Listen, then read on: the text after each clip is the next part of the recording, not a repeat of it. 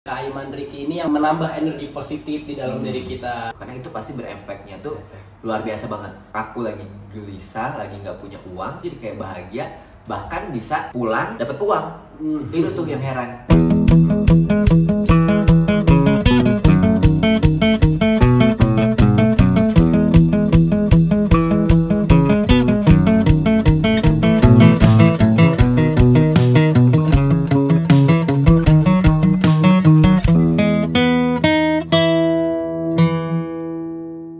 Assalamualaikum warahmatullahi wabarakatuh.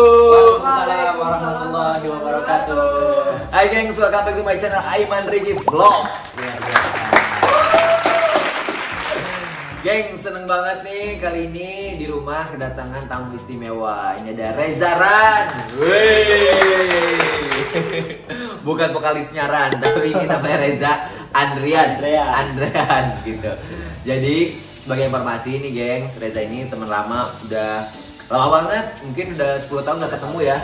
Jadi tiba-tiba kemarin ini Reza nge-WhatsApp, terus aku nggak tahu kan, mohon maaf banget Reza, jadi cuma nomor doang. Assalamualaikum, nggak aku jawab dulu, karena aku tuh kadang suka bingung, takutnya suka ada yang iseng kan. Terus tiba-tiba kamu ngirimin foto bareng gitu. Oh ya Allah, ini Reza. Kak Aiman, aku mau ke rumah dong, katanya mau ini apa collab katanya. Oh dia mau YouTube, ya udah deh. Akhirnya aku ajak Reza ke rumah. Dan tadi kita itu udah ngobrol-ngobrol sama Reza. Itu di channelnya Reza. Ngobrol tentang apa? Tentang seputar kehidupan aku, tentang seputar lagi rumah yatim. Karena Reza ini tuh salah satu anak di rumah yatim Kemang ya. Dan sekarang Reza juga udah aktif juga untuk ngajar bahasa Arab nih di teman-teman rumah yatim, dan juga lagi bikin konten dulu nih, bikin konten. Makanya kalian harus di subscribe channelnya Reza Ran. Langsung subscribe sekarang ya, Reza Ran. Oke, karena aku juga udah subscribe sobatku. Oke. Nah, kebetulan nih ada tamu, kita sediakan makanan yang spesial. Tadi sebenarnya kita udah bikin konten ya, tapi mati lampunya. Nah, ini sekarang ini tuh adalah bebek Butini yang terbaik banget, terenak banget di Bintaro. Nah, ini khusus untuk Reza nih. Ayo silakan Za, kita makan, lanjutin lagi. Ada ya. Ini tuh kesukaan banget, Katy suka, Cici, teman-temanku tuh suka banget kalau ke rumah tuh pasti aku tawarin ini. Bebek terbaik di Bintaro. Biasa. Bener banget. Sambalnya tuh enak banget. Coba.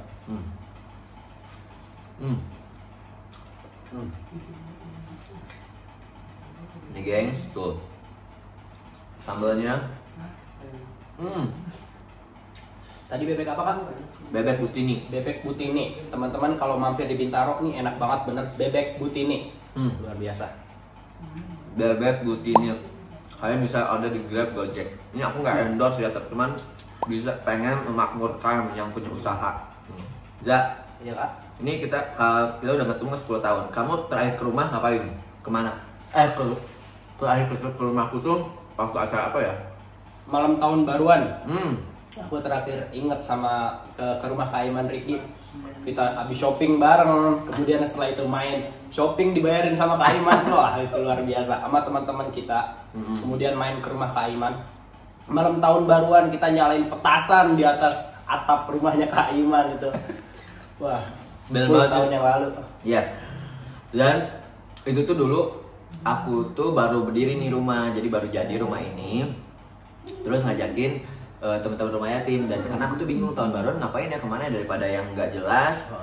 Mendingan aku ajakin teman-teman rumah yatim ke sini deh gitu, kita ngerayain tahun baruan kan. Kita sate-sate dulu, terus habis itu kita iniin kembang api gitu di atas sama si yang suka ngompol, siapa tuh? Yuda. Nah. Jadi dulu tuh ada berapa orang ya anak-anak di rumah yatim tuh? Ada sekitar 15 sampai 20 orang itu kalau nggak salah. Itu kan kenapa aku tuh kenal sama teman-teman rumah yatim, karena aku tuh dulu ngekos di daerah Kalibata, dan kadang suka sering lewat rumah yatim Kemang. Nah, terus aku sekali waktu abis acara ngeliatin rumah yatim Kemang, mau mikir antar aku pas pulang tahun aku ngerayain di rumah yatim Kemang, aku bawain kue waktu itu, terus santunan juga gitu. Dan setelah itu aku rasain pertama kali datang sana tuh kayak nyaman aja, kekeluargaan banget, terus welcome banget, dan ngelihat anak-anaknya tuh kayaknya bener-bener real banget, terus diayomi banget, dan perkembangannya pun kelihatan banget gitu, dari pelajarannya, terus dari gimana cara memanage anak-anaknya. Dan rumah yatim ini tuh yang aku lihat tuh kayak bisa nggak cuma memakmurkan anak-anak yang di mukim di situ, tapi juga anak-anak yang di sekelilingnya ya, di tetangga-tetangganya. Jadi kalau misalkan ada anak yatimnya kurang nih, pasti ngajakin anak tetangganya yang mungkin ada yang duafa ataupun anak yatimnya. Lalu juga aku ngeliat kalau misalnya waktu ada bencana, pasti rumah yatim Kemang tuh ikutan untuk bantuan sosial juga. Jadi kalau misalkan ada donasi atau dana yang masuk ke rumah yatim Kemang ini, yang aku lihat tuh disalurkan lagi ke yang lain-lainnya. Dan itu salah satu hal menurut aku tuh, wah ini amanah banget nih si rumah yatim Kemang itu, gitu Za. Nah, Masya Allah deh, pokoknya jadi inget jadi zaman dulu ya. Sosok seperti Kak Aiman Riki ini yang membuat kita menambah energi positif di dalam diri kita. Karena contohnya aku kan lahir dari keluarga yang bisa dibilang kurang perekonomiannya, kemudian dititipkan di rumah yatim, terus bergaul sama anak-anak yatim, anak-anak piatu, yatim piatu bahkan. Kemudian kita nggak merasa minder, wah kita nggak punya ayah nih, kita nggak punya ibu, kita nggak minder. Kenapa? Karena ada orang yang merangkul kita, ada orang yang mensupport, mendorong kita. Contohnya Kak Aiman Riki. Alhamdulillah kalau emang efeknya seperti itu ya. Karena aku tuh sebenarnya dekat sama teman-teman rumah yatim tuh karena apa? Karena aku pengen membahagiakan diri aku sendiri. Karena ketika aku nih lagi kesepian, terus lagi kayak galau, gelisah, ketika aku datang ke rumah yatim, terus aku kayak misalkan ngasih donasi gitu, kayak ngeliat mereka senang tuh, jadi aku nambah aku energi lagi untuk lebih bahagia lagi. Itu salah satu caranya sih. Dan alhamdulillahnya tuh efeknya tuh luar biasa. Tadi kalau kalian nonton di channelnya Reza nih, kalian bisa bisa denger cerita obrolan aku sama Reza yang menurut aku tuh wah, aku bahagia banget, sampai aku kayaknya ngerasa seneng banget gitu bahwa apa yang aku lakuin dulu tuh bisa berimpact yang positif. Sampai Reza tadi ceritain banget yang sampai kita nonton lah, sampai apa tuh kayak teringat banget sampai Reza, bahkan aku juga udah lupa gitu kegiatan-kegiatan yang aku laluin sama teman-teman rumah yatim.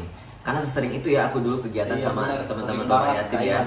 Karena emang dulu tuh deket banget rumah tuh ya, dari Kalibata ke Kemang tuh. Nah sekarang tuh semenjak aku di Bintaro, aku tuh lebih dekatnya sama teman-teman rumah yatim Bintaro gitu. Nah dan kalau rumah yatim Bintaro tuh kebetulan kebanyakan cewek, emang di situ banyak cewek semua, jadi kayak jarang untuk intensitas. Paling terakhir tuh aku ke rumah yatim Bintaro tuh pas Katy sama aku ulang tahun, sama Katy mau mualaf gitu. Itu tuh. Dan aku nih jadi pengen tanya juga nih sama Reza, sebenarnya kan kalau di rumah yatim tuh kan ada yang yatim, ada yang piatu, ada juga yang duafa. Nah kalau ceritanya Reza ini tuh dulu datangnya dari keluarga yang kurang mampu. Terus tapi orang tua masih ada lengkap atau gimana? Lengkap, alhamdulillah. Cuma kemudian orang tua pisah dan membuat keluarga sendiri-sendiri. Oke, baik. Nah tapi yang kamu rasain sih waktu pas dulu kecil nih misalkan ya, tinggal di rumah yatim, apa sih enaknya dan gak enaknya? Kalau enaknya tentu kita dari nggak enaknya dulu ya. Pasti setiap anak pengen dekat sama orang tuanya, pengen ngerasain dipeluk sama ayahnya, pengen ngerasain saliman sama orang tuanya. Bahkan kita jarang ya, bahkan ada yang setahun sekali, ada yang sebulan sekali. Itu kan buat kita kayak aku butuh ayah loh, aku butuh ibu loh. Jadi itu di situ sih. Jadi kedekatan dengan orang tuanya kita pengen banget ke situ. Pasti nggak enaknya setiap anak ngerasain kayak gitu di rumah yatim. Dan enaknya, kalau enaknya sih kita bisa ketemu sama teman-teman kita dari mana-mana, dan mereka pun ngerasain apa yang kita rasakan. Kita bisa sharing sama mereka, dan kita ya nggak jaim-jaim banget, udah sharing, kita saling bercanda, dan kita punya keluarga sendiri di situ. Yes, alhamdulillahnya itu ya. Alhamdulillah. Itu dia tuh. Tapi penyaluran pendidikannya akhirnya gimana, Zak, di situ? Alhamdulillah penyaluran pendidikannya dijamin, disupport sama pihak rumah yatim. Bahkan ada yang sampai dikuliahkan, ada yang alhamdulillah keluar negeri. Sekarang ada Fatur. Fatur itu sampai ke Abu Dhabi. Masya Allah, hebat banget ya. Luar biasa. Itu dari yang waktu itu 15 orang itu? Kalau Fatur itu dari Cinere. Cinere, oke. Ya. Terus dari yang 15 orang itu pada kemana aja? Coba kamu cerita. Kalau yang aku ingat sih kemarin aku dapat undangan nikah ya. Siapa yang nikah? Arif. Arif. Oke. Terus siapa lagi? Nikah. Terus kemudian Hendrik siapa? Hendrik itu udah kemana ya? Herdi itu udah Nah, Herdi kemana? Itu ada di Bandung kalau nggak salah. Terus siapa lagi? Ada Avi. Wah, itu udah mencar-mencar deh. Ya. Ada Yuda dan benar. Tuh gengs, yang aku seneng banget sharing sama mereka tuh salah satunya menambah keilmuan aku juga. Dan aku tuh kayak nambahin energi juga selain kebahagiaan, tapi mereka tuh kadang suka pemikiran-pemikiran yang gak kepikiran sama aku. Makanya ketika aku misalkan deket sama mereka tuh, sama teman-teman di rumah yatim tuh kayak ngerasa, oh ini nyaman nih, jadi kayak rumah kedua aku gitu. Nah dari situ tuh kayak bahkan yang aku pernah tadi cerita sama kamu, ketika misalkan aku lagi gelisah, lagi nggak punya uang, terus datang ke rumah yatim jadi kayak bahagia, bahkan bisa pulang dapat uang. Itu tuh yang heran ya. Nanti kalian bisa dengar ceritanya langsung, gimana ceritanya yang aku ceritain ini tuh. Datang ke rumah yatim nggak punya uang, pulang dari rumah yatim juga dia punya uang. Itu gimana ceritanya, nonton di channelnya Reza. Oke. Itu tuh banyak keajaiban banget yang aku bisa dapatkan dari teman-teman di rumah yatim. Alhamdulillah. Aduh, gimana yang ngucapin ribuan terima kasihnya, aduh. Aku juga terima kasih juga dong, karena aku didoain terus sama teman-teman di rumah yatim gitu-gitu. Dah bahagia banget ya pokoknya. Gitu gengs. Nah kalau kalian nih di sebelah rumahnya mungkin ada rumah yatim juga, atau ada orang yang perlu setidaknya dikasih sayang, diberikan kasih sayangnya, coba dirangkul. Mungkin dari yang terdekat tuh, dari saudara dulu, tetangga dulu, terus baru kalau sekitar-sekitarnya ada rumah yatim boleh tuh main, terus boleh juga datang, terus ngobrol-ngobrol, berikan semampu yang kita bisa gitu. Karena itu pasti berefeknya tuh luar biasa banget, seperti yang Reza ceritain tadi sama aku gitu. Ada yang ingin sampaikan nggak?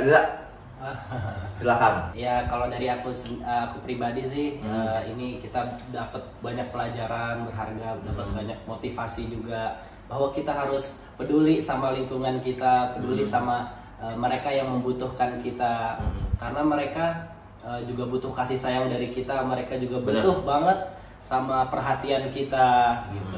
Dan ketika kita mengulurkan tangan untuk mereka, secara tidak langsung otomatis itu memberikan energi positif kepada mereka. Mereka lebih percaya diri lagi, mereka tambah senang, mereka tambah tenang, dan Masya Allah.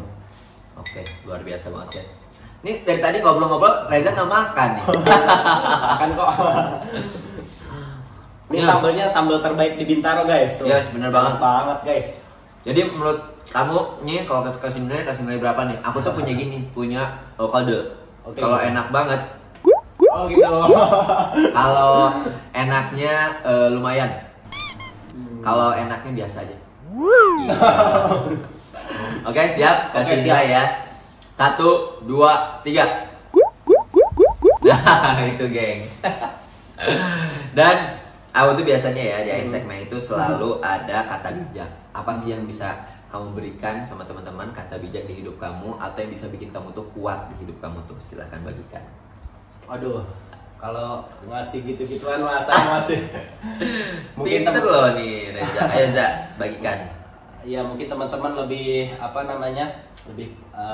lebih pantas ya memberikan ini. Saya mah bukan apa-apa, tapi setidaknya ada beberapa hal yang tetap saya jadikan tekad buat diri saya, bahwa Allah itu selalu ada dan selalu menolong kita ketika kita dekat dengan Allah, ketika kita berusaha untuk mendekatkan diri kepada Allah. Insya Allah Allah akan membantu kita di setiap pergerakan kita. Setuju banget. Apalagi Allah berfirman, in tansurullaha yansurkum.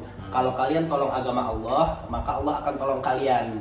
Maka ini anjuran dari Allah bahwa kalau kita berdakwah untuk menegakkan kebenaran, untuk menyebarkan kebaikan kepada sesama kita, menolong orang yang miskin, menolong sesama dan lain sebagainya, maka Allah akan tolong kita bagaimanapun keadaan kita. Itu sih. Setuju. Luar biasa. Keren banget gengs. Itu dia, bener banget.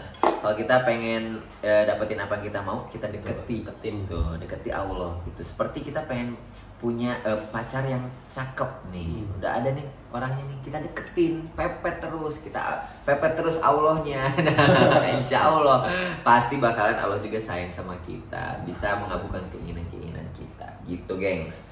Ya udah kalau gitu, mudah-mudahan nih obrolan singkat yang ada isinya dan manfaatnya buat teman-teman. Jangan lupa di like, di komen, di subscribe dan juga di subscribe channelnya Reza Ran. Oke, terima kasih banyak dan assalamualaikum warahmatullahi wabarakatuh.